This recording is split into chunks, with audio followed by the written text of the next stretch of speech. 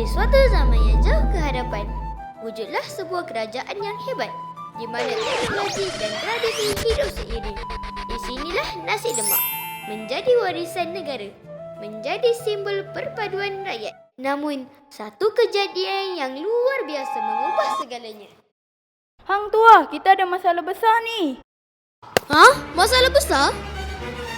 Apa yang berlaku, tuanku? Saya akan bantu. Makhluk asing dah curi resepi nasi lemak kita.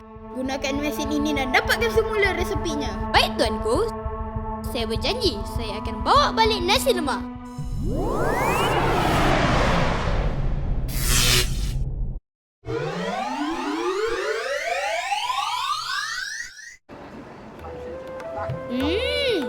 Saya berupah.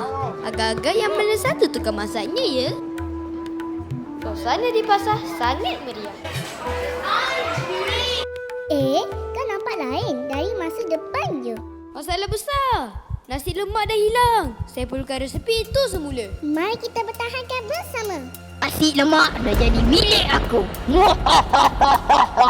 Tidak, saya takkan biarkan kamu musnahkan warisan kami. Kita pasti boleh menang bersama.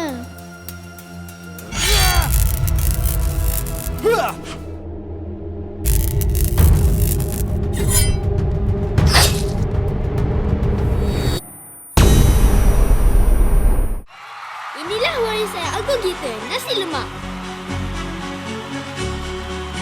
Yeay, kita berjaya.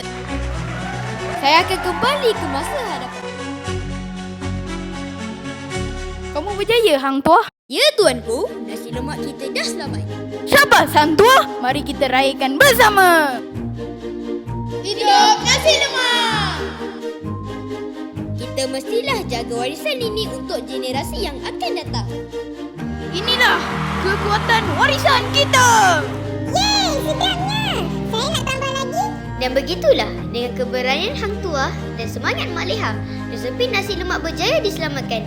Bukan sekadar makanan, tetapi lambang cinta, sejarah dan maruah negara. Warisan ini kini terus hidup di meja makan dan dalam hati seluruh rakyat Malaysia. Tunggu, belum habis lagi.